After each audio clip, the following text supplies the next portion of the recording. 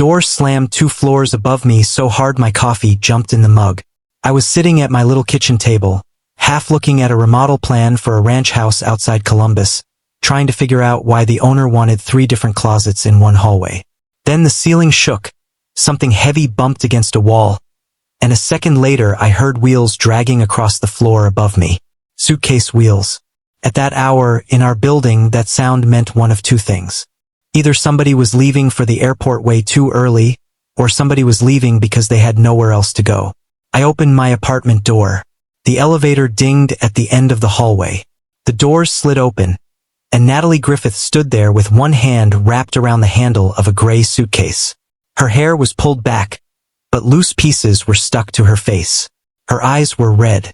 She had on jeans, a cream sweater, and the kind of smile people use when they are trying not to make anyone uncomfortable with their pain.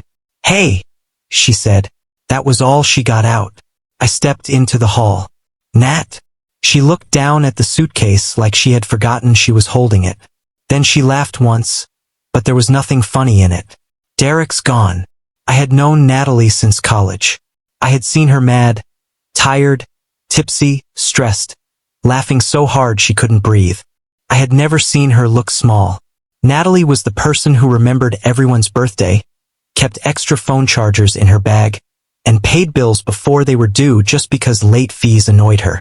She was organized without being cold, funny without trying too hard, and practical in a way that made everyone around her relax. But right then, she looked like somebody had taken the floor out from under her. "What happened?" I asked. She swallowed. "He left me for someone from his office." I stood there, not moving. "She's 24, Natalie said, like that number had been burned into her. "He said it wasn't about age, which is exactly what people say when it's about age." I hated Derek in that moment with a clean, quiet kind of hate. Not the loud kind. The kind that makes your hands go still.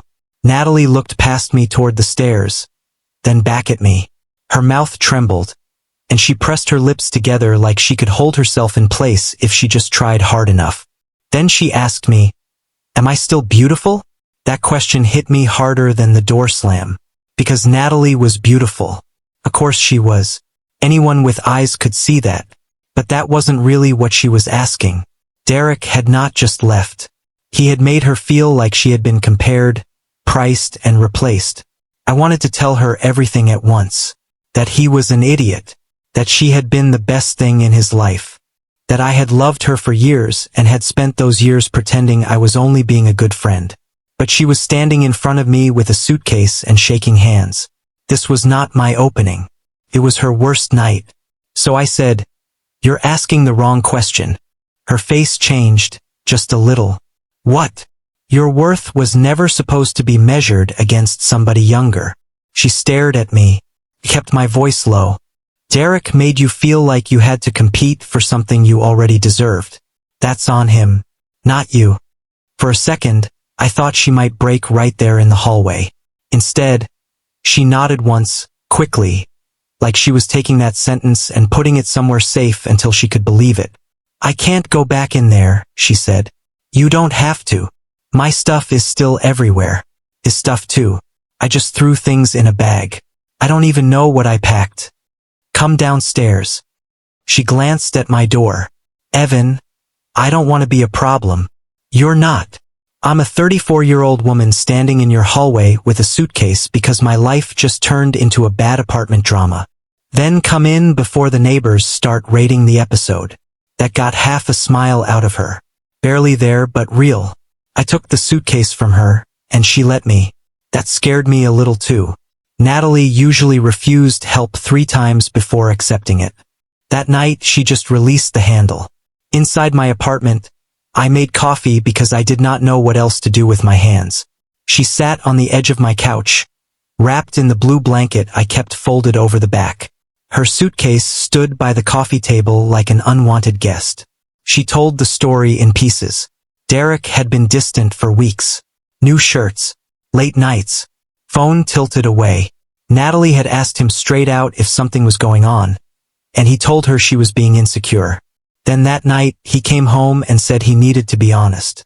as if honesty was some gift he had finally decided to give her after 4 years. He said she makes him feel young, Natalie said, staring into her mug. I leaned against the counter. That's a lazy thing to say. She looked up. I shrugged. It is. People say stuff like that when they don't want to admit they made selfish choices. She rubbed her forehead. I keep thinking, how did I miss it? I manage buildings full of people lying about rent payments and parking spots. I notice everything for a living. You trusted him. That sounds worse. It isn't. She was quiet for a long time after that. The clock on my microwave changed from 12:18 to 12:19, then 12:20. Outside, a car rolled through the parking lot, headlights sliding across the blinds. I gave her my bedroom. She argued for maybe 10 seconds, then ran out of energy. I found an old t-shirt and clean sweatpants for her, set a glass of water by the bed, and told her I would be on the couch. At the bedroom door, she turned around. Thank you, she said. Always. I slept badly. Not because the couch was uncomfortable, though it was. I slept badly because the woman I loved was in the next room, broken by someone who never should have had that kind of power over her. And I hated myself a little for even thinking the word loved that night. I had kept it quiet for years. Natalie had Derek. I was not going to be that guy waiting around for a crack in someone else's relationship. I had told myself friendship was enough because it had to be. I had fixed shelves in her apartment, helped her move office furniture, listened to stories about Derek's work dinners, and smiled through all of it. Now the crack had come and it was ugly. I wanted no part of using it. In the morning, I woke up to her phone buzzing on the coffee table. Natalie came out of the bedroom looking pale and exhausted. She picked up the phone, read one message, then another. Her face tightened. What is it? I asked. Derek. She handed me the phone. The texts were all over the place. He was sorry. He needed space. He never meant to hurt her. She had been distant too. They both had to be adults. Then there was an email under it from a law office with Derek copied. Natalie opened it with shaking fingers. I read over her shoulder. It said Derek wanted to move forward with the sale of their investment condo as soon as possible. The one they had bought 2 years ago, the small place near German Village they rented out after fixing the kitchen. The email said, in careful professional language, that Natalie's current emotional condition raised concerns about her ability to participate in decisions involving shared assets. I read that line twice. Natalie whispered. He told them I'm unstable. I looked at her phone, then at her. The man had not even waited a full day. He had left her, blamed her pain, and now he was trying to use that pain to take control of the one thing they still owned together. Natalie sank into the chair by my table. I can't do this. I set the phone down carefully. That was when I understood what Derek was really doing. He was not just walking away from Natalie. He was trying to make sure she was too hurt to stand up before he took what he wanted. I pulled out the chair across from her and sat down. Then we don't let him rush you, I said. She looked at me like she wanted to believe that but had forgotten how. I pushed the phone back toward her. We start with the condo, I said. And we start today. I called Marla from my kitchen while Natalie sat across from me with both hands around a mug she had not touched. Marla was a real estate attorney I knew from a job I had done the year before. I had designed a small layout change for a duplex her client was selling, and she had been the only attorney I had ever met who could explain paperwork without making me feel like I needed 3 more degrees. She answered on the 4th ring. Evan Miller, she said. Please tell me this is about cabinets and not a boundary dispute. Shared condo, I said. Bad breakup. One owner trying to force a fast sale and saying the other one is too emotional to manage it. There was a pause. Put me on speaker. I did. Natalie straightened like she was about to be graded. Marla asked a few questions. Names, address, purchase date, whether both names were on the deed, whether there was a written agreement between Natalie and Derek, whether there were tenants, whether either one of them had been paying more of the expenses. Natalie answered at first in a thin voice. Then she had to get up and find a folder in her suitcase because, of course, even when her life was falling apart, she had packed the condo folder. That was Natalie. She spread the papers across my table. Deed copy, mortgage statements, tax bill, HOA emails, repair estimates from when the bathroom fan went bad, a receipt for new blinds. Derek's name was on some things. Natalie's name was on more. Marla said, "Good. That helps. Listen carefully. Do not agree to anything over text. Do not answer his calls unless you have to. Save every message. Make a timeline. Gather every payment record tied to that property. Taxes, HOA, insurance, repairs, tenant communication, everything." Natalie closed her eyes. "That's a lot." "It is," Marla said. "But it is also how you stop him from turning a story into control." That sentence landed in the room and stayed there. After we hung up, Natalie looked at the papers like they were stacked bricks instead of documents. "I don't know where to start," she said. I pulled my laptop closer. "We start ugly." "What does that mean?" "It means we don't try to make it perfect. We make piles first." So we made piles. Ownership, payments, taxes, repairs, emails, tenant stuff, Derek messages. Things we did not understand went into a pile I labeled Marla, because that felt better than labeling it panic. By noon, Natalie had stopped shaking. Not completely, but enough to drink her coffee. By 2, she had gone back upstairs to get more files. I went with her not because she asked, but because she went quiet when we stepped out of the elevator on her floor. Her apartment door was still scratched near the handle from where her suitcase had hit it the night before. Inside, everything looked normal in the worst possible way. Derek's jacket was gone from the hook. His shoes were gone from the mat. But a coffee cup he liked was still in the sink, and a stack of his mail sat by the entry like he had just stepped out. Natalie stood there and stared.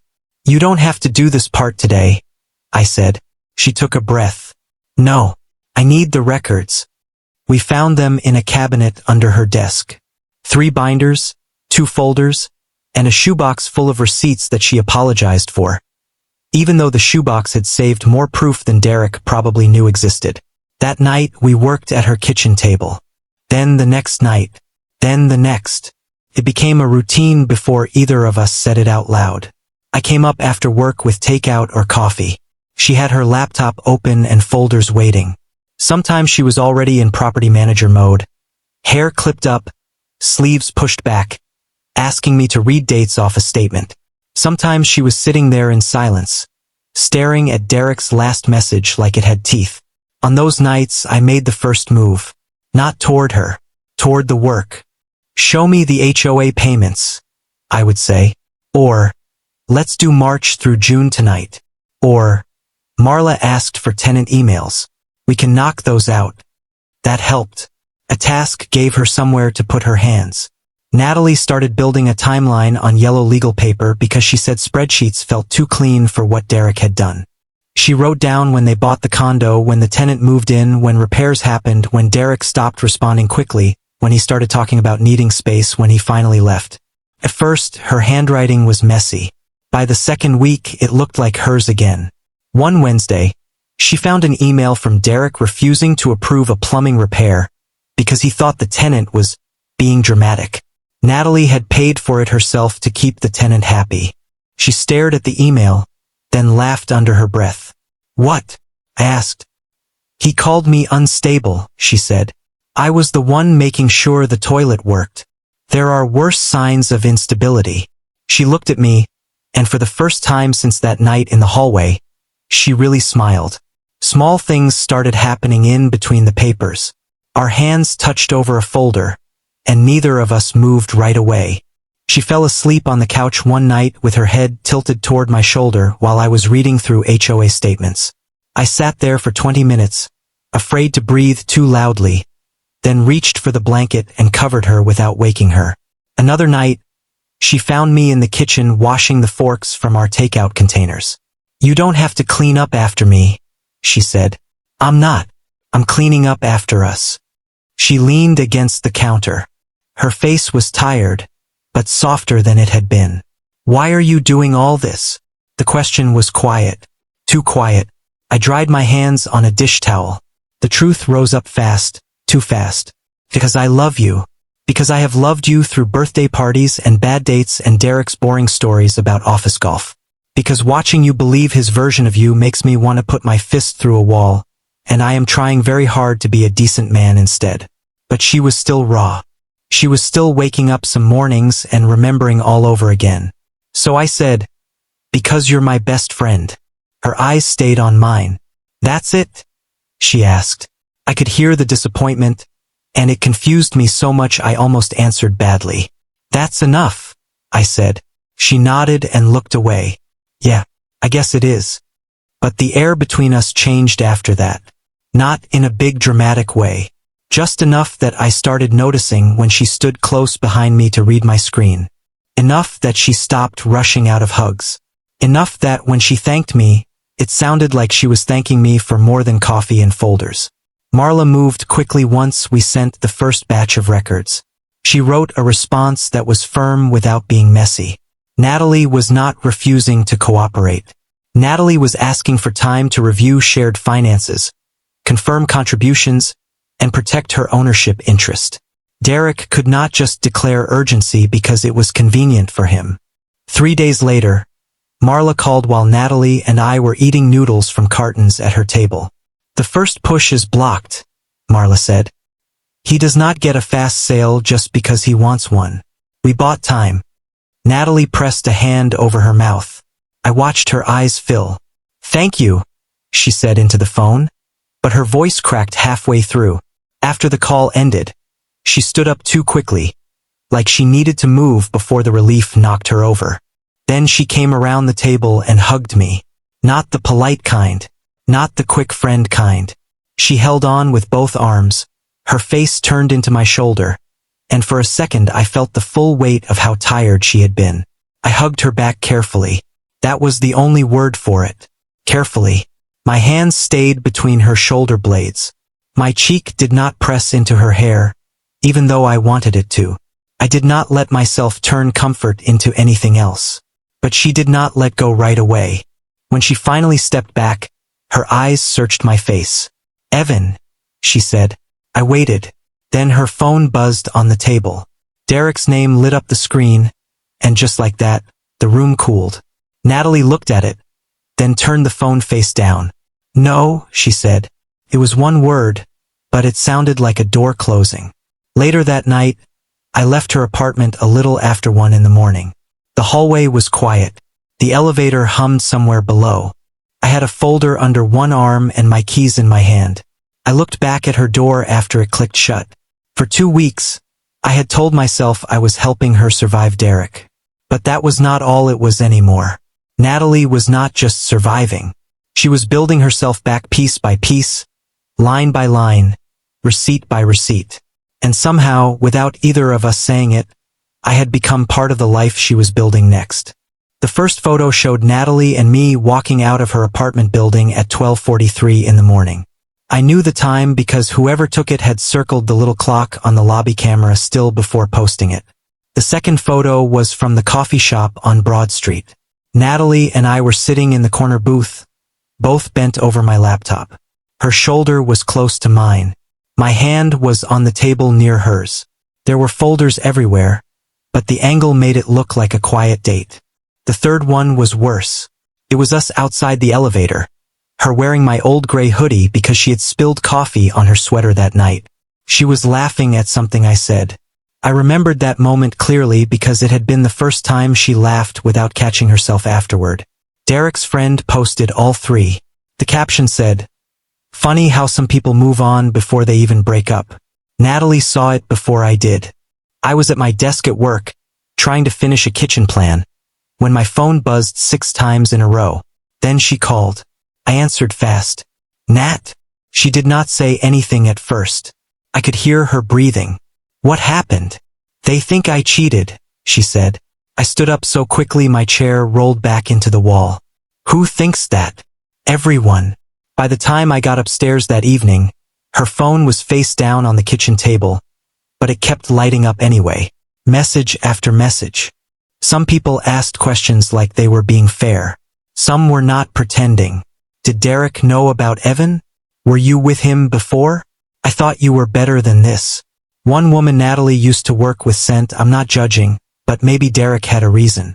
Natalie read that one out loud and then laughed in this empty, sharp way that made me want to take the phone and throw it through a window. "She said she's not judging," Natalie said. "That's what people say right before they judge." I sat across from her. Derek is doing this because the legal pressure did not work fast enough. He's making us the villains just to win the property. Do you think playing dirty is ever justified in a breakup? Write your thoughts in the comments. She looked at me. "It's working now." "No, it's loud now. That's different." She pushed the phone toward me. Her hand was trembling again, and I hated seeing it because we had fought so hard to get her past that. Derek had shared the post. He had not directly accused her. He was too careful for that. He wrote, "Sometimes the truth finds you after you stop blaming yourself." That was all. Just enough to make himself look wounded. Just enough to let everyone else fill in the dirty parts for him. "He's making himself the victim," Natalie said. "He needs people looking at you so they don't look at him." She shook her head. "It doesn't matter. They believe him. Some do. Enough do." Her eyes were wet, but angry too. 4 years, Evan. 4 years of me showing up to birthdays, dinners, helping people move, sending flowers when someone's dog died.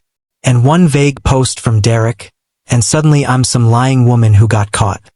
I did not answer right away because she was right. People loved a clean lie. It saved them from having to sit with a messy truth. Derek had given them a simple version. Poor guy, faithless girlfriend, secret friend downstairs. The real version had too many folders. That night, Marla forwarded the new filing from Derek's attorney. I read it standing behind Natalie's chair, and the more I read, the colder I got. They claimed Natalie's new romantic involvement with me showed compromised judgment regarding the condo. They said she had become emotional, reactive, and influenced by a third party with no legal interest in the property. They wanted the court to allow Derek to control the listing process so the asset would not be held hostage by personal drama. Natalie leaned back in the chair. "He's using you against me. He's trying to." "No, he is." She turned and looked up at me. "This is my fault. I should have never let you help. I dragged you into this, and now he's making it look ugly."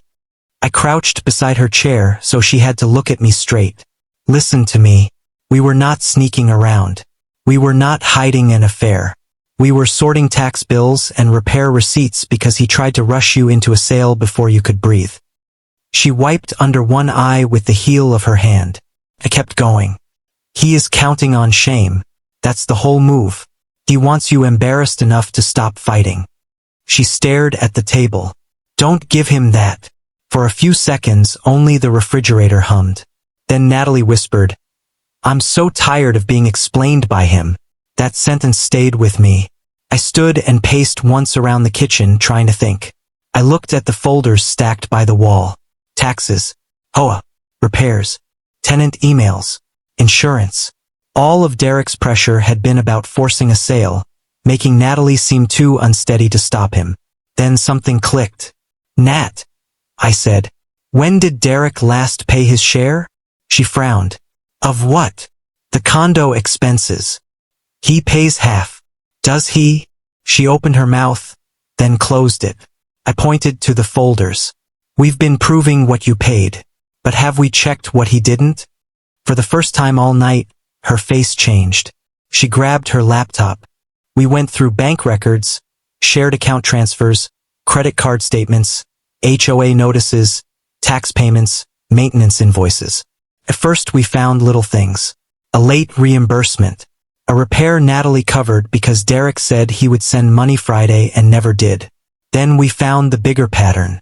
3 months of HOA fees paid only by Natalie. A property tax installment that came from her account. A maintenance call for the heating unit that Derek had approved by email but never reimbursed. Insurance. Small repair supplies. Tenant lock replacement. By midnight, Natalie was sitting upright, her hair pulled back, eyes focused. "He hasn't been paying," she said. "No," I said. "He's been letting you carry it." She went still. while telling his lawyer I can't manage shared assets. I could not help it. I smiled a little. Not because